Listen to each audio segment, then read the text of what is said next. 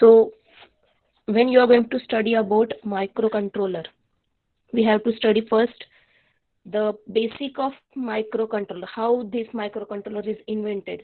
So before invention of microcontroller, there was a microprocessor and the microcomputer, the very common concept. Okay, the processor is nothing but it is a single chip. A processor is nothing but a single chip which is called as microprocessor, and which can process different micro instructions. Now what is micro instructions? Micro instructions are nothing but the instructions which consist of zeros and ones. Okay, so the instructions which are consist of zeros and ones. So main point काय लक्षात ठेवायचं आहे की याच्यामध्ये जे instructions होते ते काय होते, मायक्रो इन्स्ट्रक्शन्स होते which consist of zeros and ones. So it uses different types of micro instructions to fetch the program. The microprocessor is nothing but a simply central processing unit which is the part of microcomputer. So previously microcomputer तुम्ही study केला असणार आहे. त्या मायक्रोकॉम्प्युटर मधला main basic part जो होता तो आहे तुमचा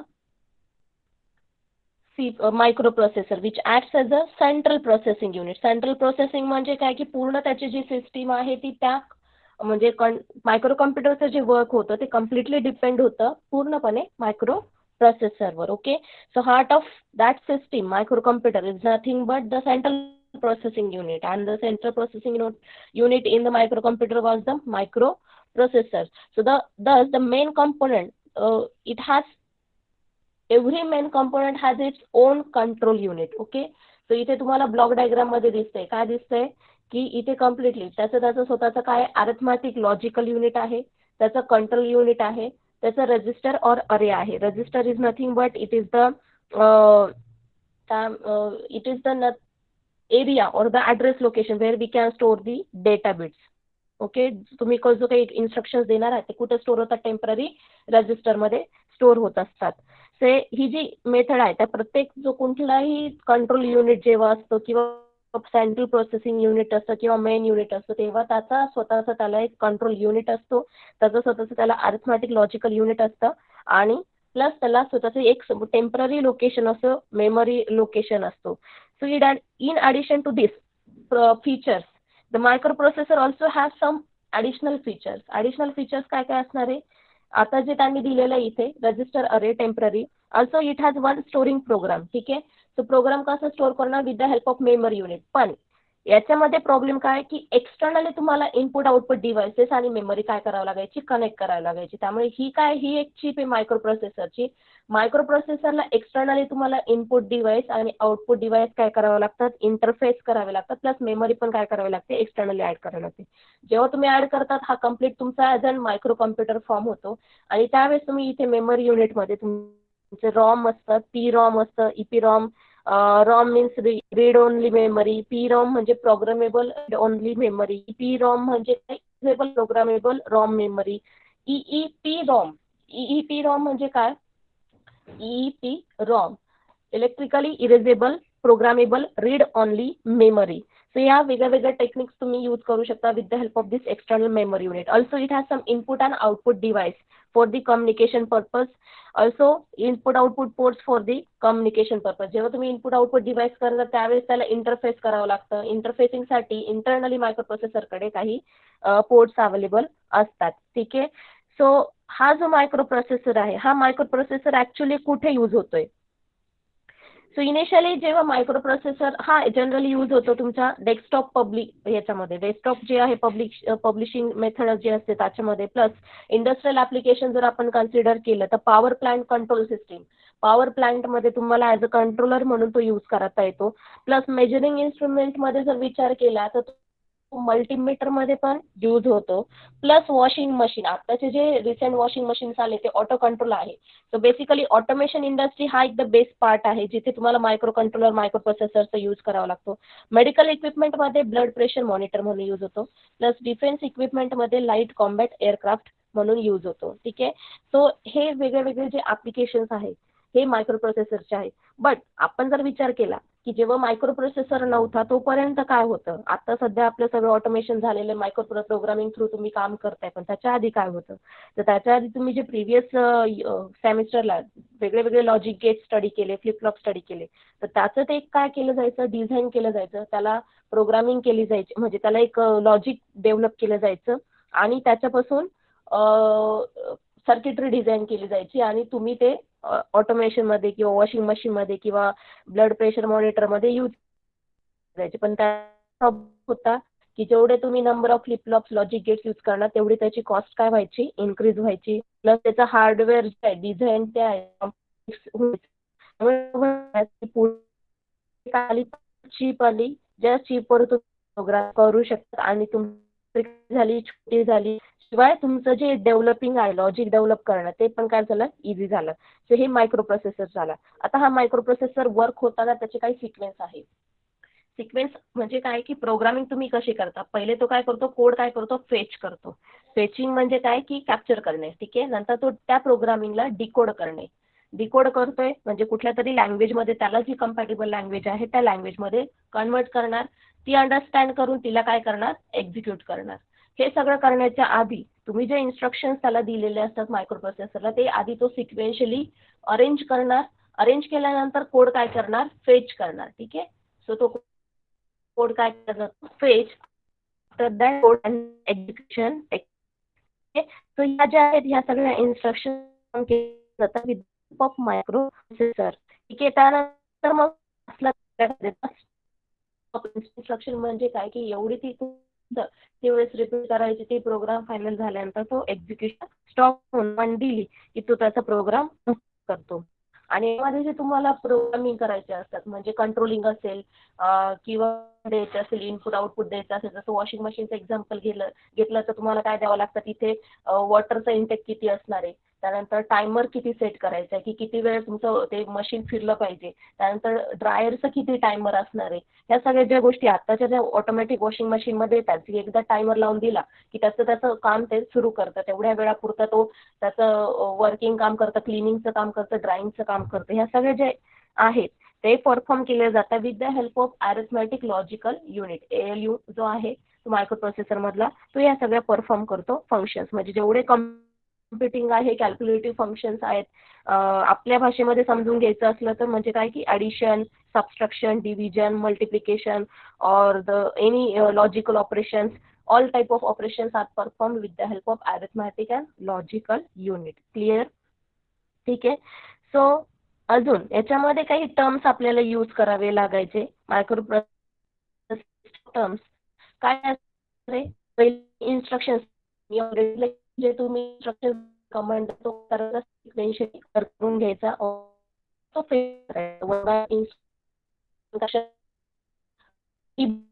म्हटलं तरी चालेल, ठीक आहे.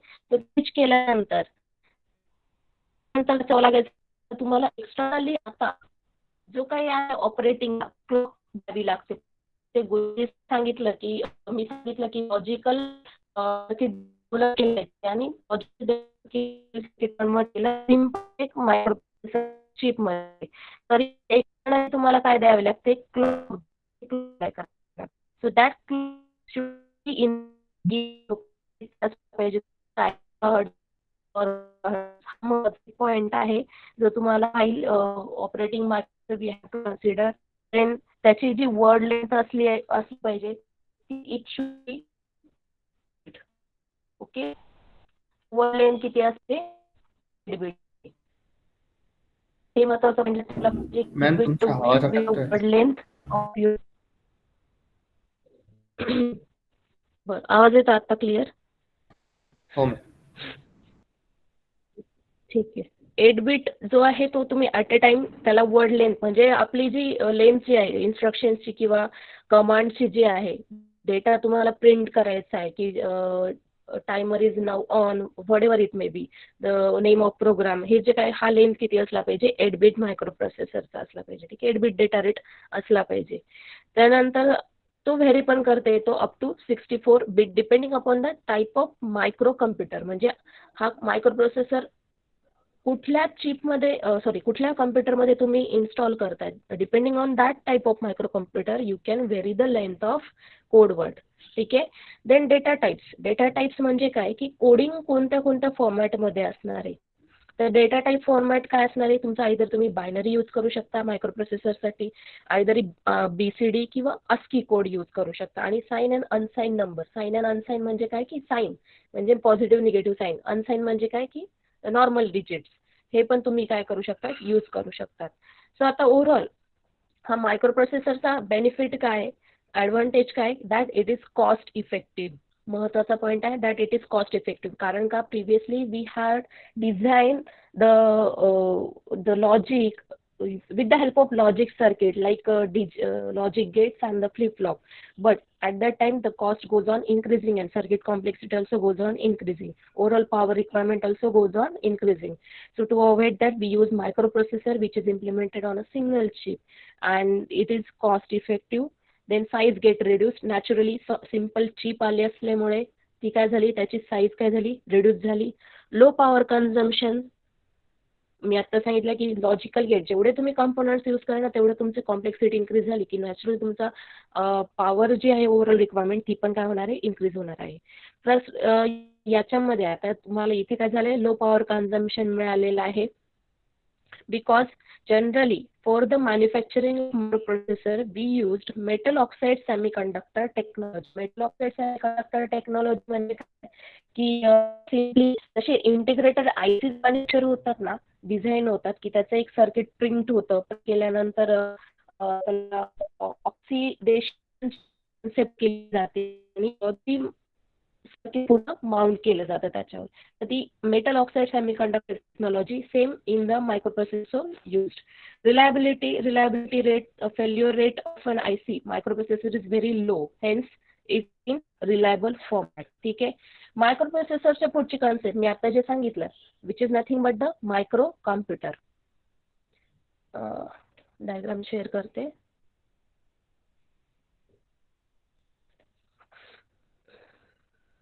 बरं, मायक्रोप्रोसेसर मध्ये कोणाला काही डाऊट असेल तर विचारू शकता.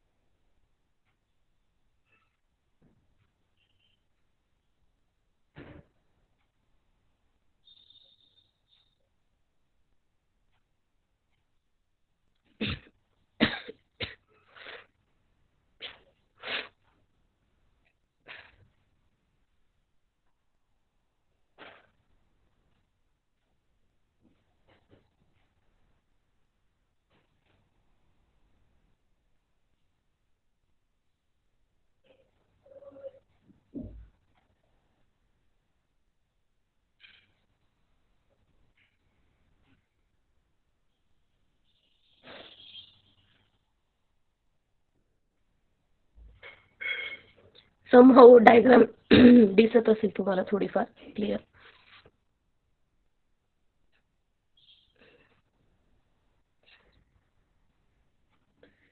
सो नेक्स्ट जो आहे मायक्रो कॉम्प्युटर, ज्या मायक्रो कॉम्प्युटरमध्ये आपण यूज काय केलं होतं, micro processor which acts as a central processing unit. So central block तुमचा इथे दिसतोय ब्लॉक डायग्राममध्ये, which is nothing but the central processing unit.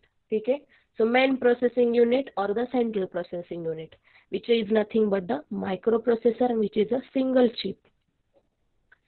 Now microcomputer means what? A small size, inexpensive and limited capability computer. छोटासा computer, simply लक्षात ठेवायचं, small or mini computer. It has some main feature याचं काय की smaller size. ठीक आहे. आता याच्यामध्ये स्मॉलर साईज म्हटलं म्हणजे आता कोणती साईज येईल, नॉर्मल तुमचं जे size of notebook you can say it is the micro computer size. पण आता याच्यामध्ये पण काय झालं की त्याहीपेक्षा छोटीशी साईजमध्ये पण मायक्रो कम्प्युटर्स अवेलेबल झालेले आहेत. त्याच्याने फायदा काय झाला अगेन जसं मायक्रो प्रोसेसरचे ॲडव्हान्टेज होते, it becomes cost effective, low power consumption, reliable work, या सगळ्या गोष्टी याच्यामध्ये पण इन्व्हॉल्व होतात. ठीक आहे.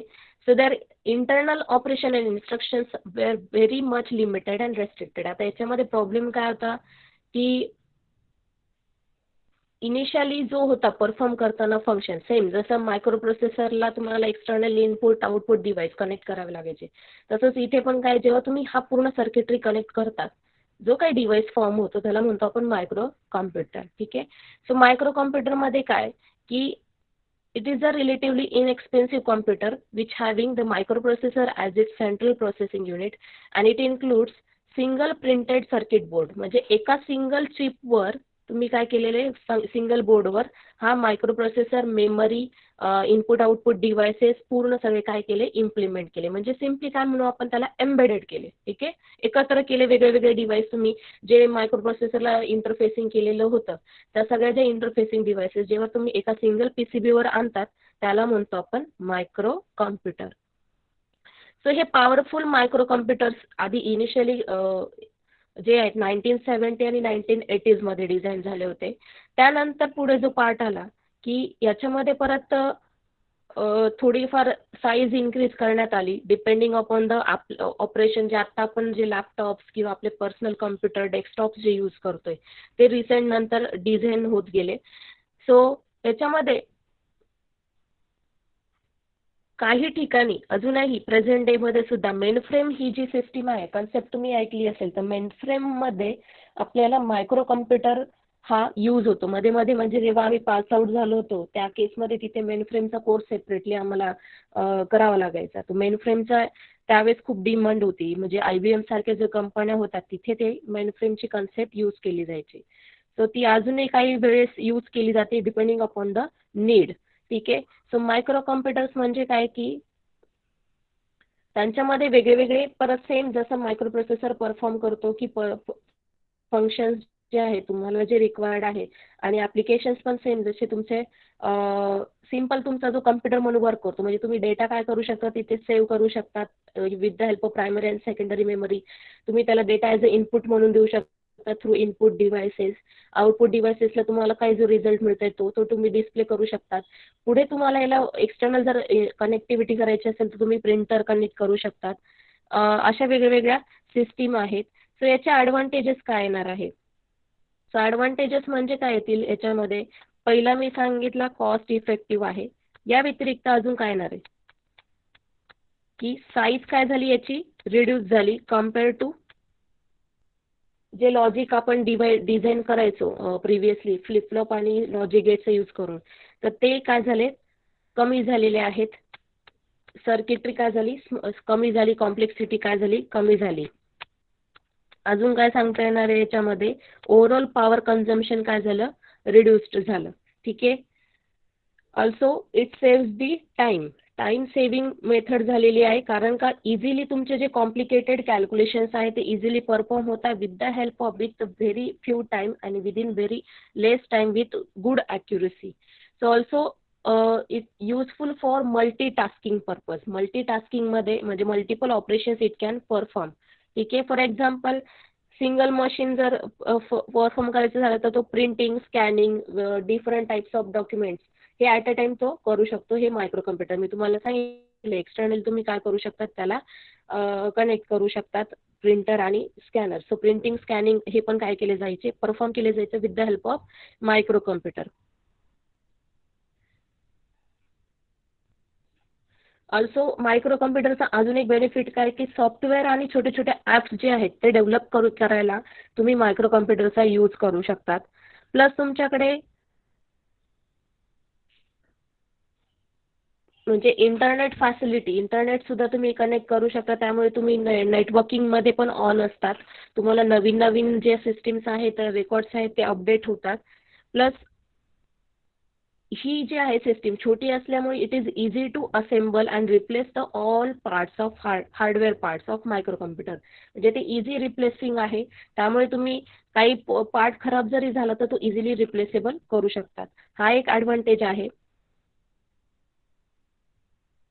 प्लस तुम्ही या with the help of this you can send documents to anyone via email. तुम्ही तुमच्या message, voice message, text message, video calling, conference सगळ्या गोष्टी ज्या आहेत तुम्ही आता परफॉर्म करू शकता. So micro computer is very advantageous factor. ठीक आहे.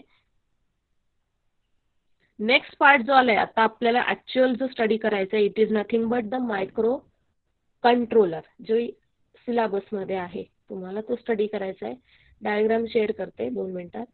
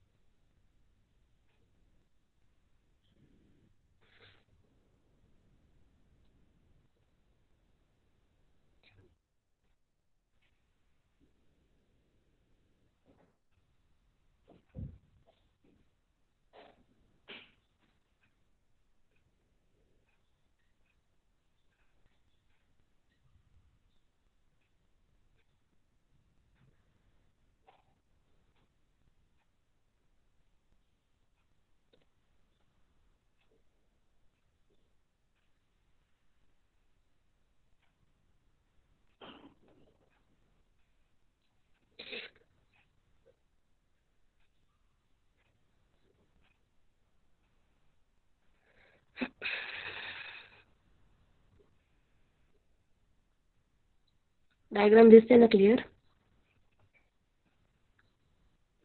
Yes, ma'am.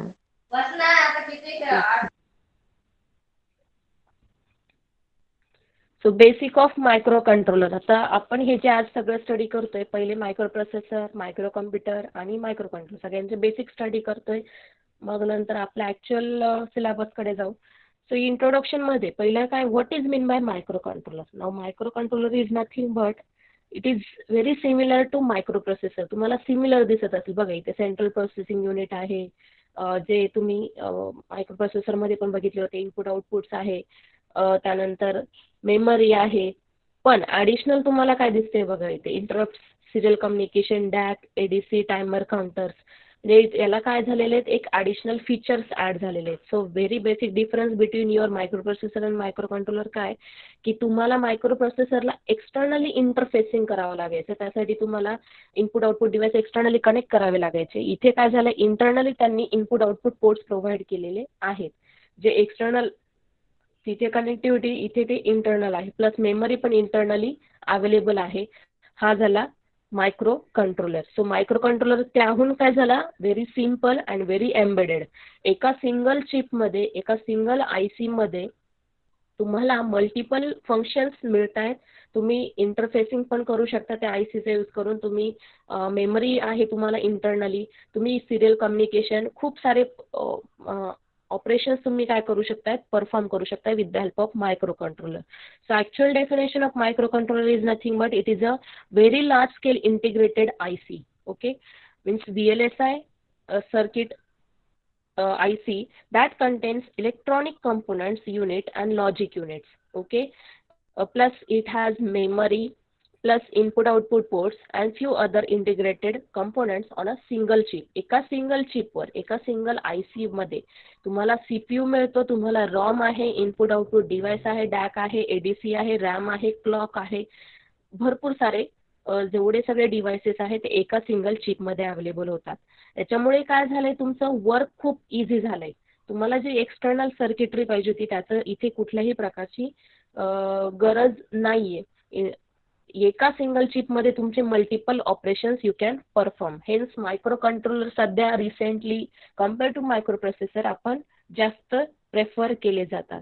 So you can say it is also called as a computer on a chip or the single chip computer. तुम्ही असे म्हणू शकता, कारण का तुम्हाला ऑलरेडी इंटरनल मेमरी दिलेली, म्हणजे तुम्ही खूप सारे जे कम्प्युटरमध्ये मेमरी जसं असतो तसंच तुम्हाला इथे एक आयसी मध्ये मेमरी स्टोरेज प्रोव्हाइड केलेलं आहे. सो तुम्ही त्याला एक सिंगल चिप कम्प्युटर पण म्हणू शकता. Since microcontroller and its supporting circuitry are often embedded in device, it controls a microcontroller is also called as an embedded controller. Embedded का म्हटलं, embedded म्हणजे काय, की एकाच सिंगल चिप मध्ये नंबर ऑफ डिव्हाइसेस काय केले, कॉम्पोनंट्स काय केले, एम्बेड केले. सो त्याला म्हणतो आपण embedded system. So micro controllers are omnipresent. तुम्हाला इझिली अवेलेबल आहे, कुठेही पण तुम्हाला अवेलेबल होऊ शकतात. Also, it involves different types of applications. म्हणजे काय measuring, storing, calculating, controlling, displaying information. The device contain microcontroller in it. तुम्ही प्रत्येक याच्यामध्ये ज्याच्यामध्ये मायक्रोकंट्रोलर आहे तुम्ही हे सगळे ऑपरेशन्स परफॉर्म करू शकता, कॅल्क्युलेशन करू शकता, कंट्रोलिंग करू शकता, इन्फॉर्मेशन डिस्प्ले करायची असेल तर डिस्प्ले करू शकता. So the bigger use of microcontroller is probably in the automobile industry. आता ऑटोमोबाईल इंडस्ट्रीमध्ये कसं की प्रत्येक जी आत्ताची रिसेंट कार जी आहे डिझाईन होते तर प्रत्येक कारमध्ये जेव्हा डिझाईन होते तिच्या त्या असेंब्ली फॅक्टरमध्ये एक at least one micro controller present असतो. तो कसा असतो for the purpose of engine control. Engine जे तुम्हाला कंट्रोल करायचं असतं त्या पर्पज साठी प्रत्येक कारमध्ये ॲटलिस्ट तुम्हाला एक मायक्रो कंट्रोलर अवेलेबल होईल.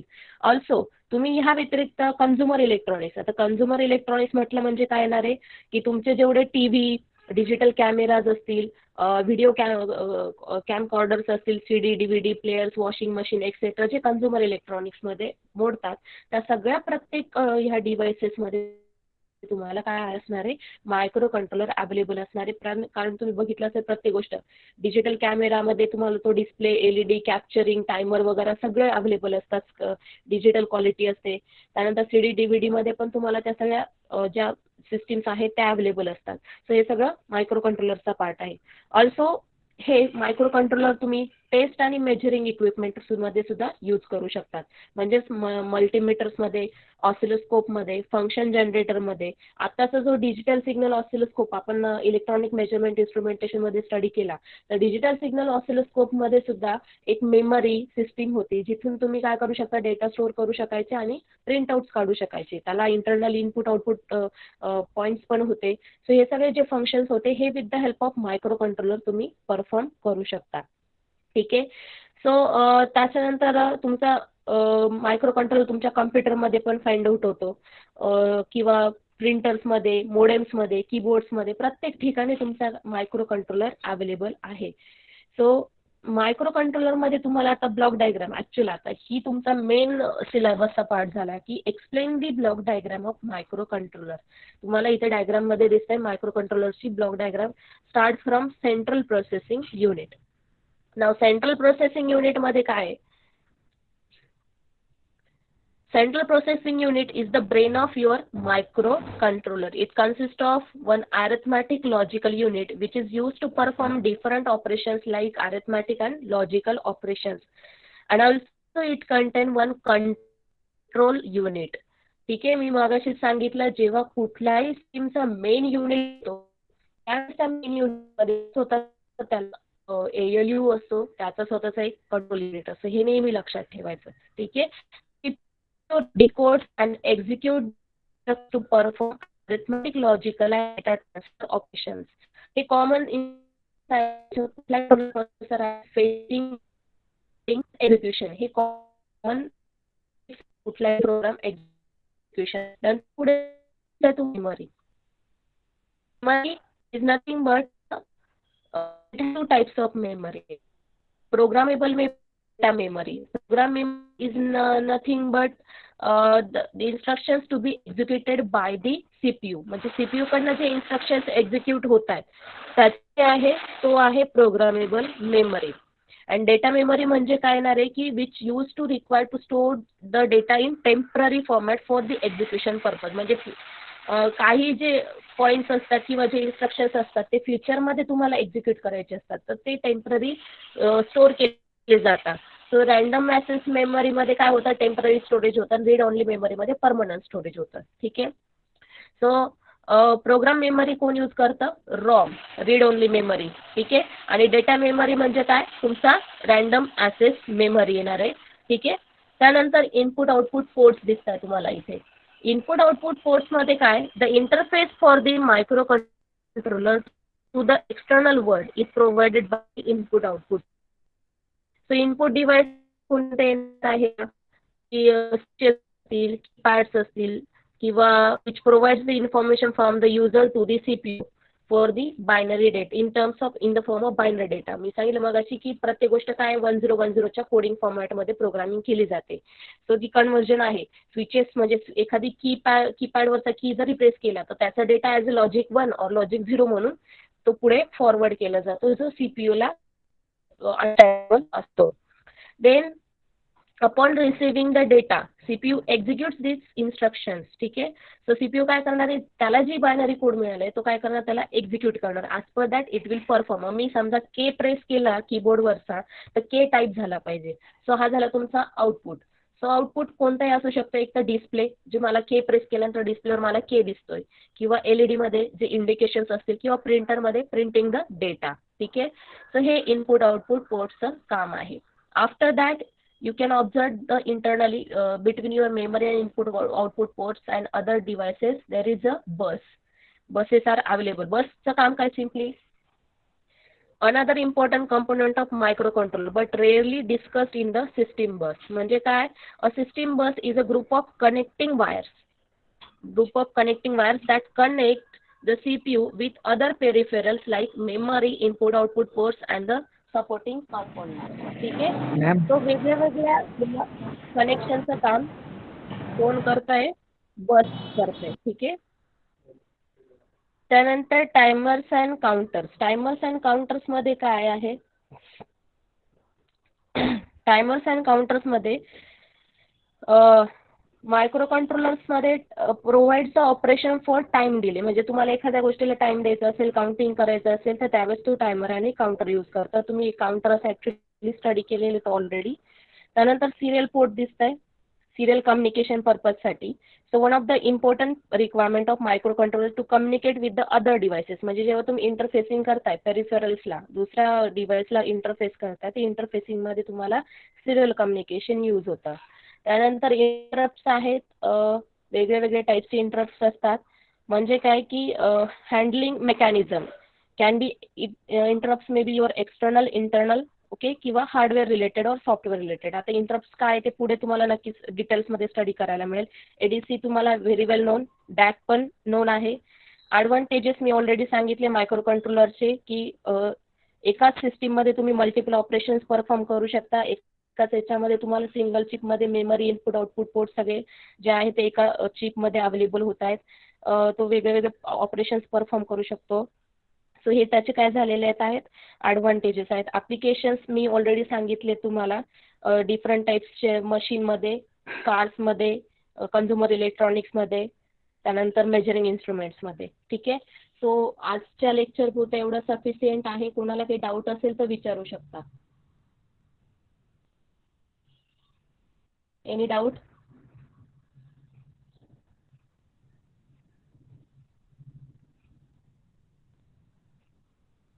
येस और नो?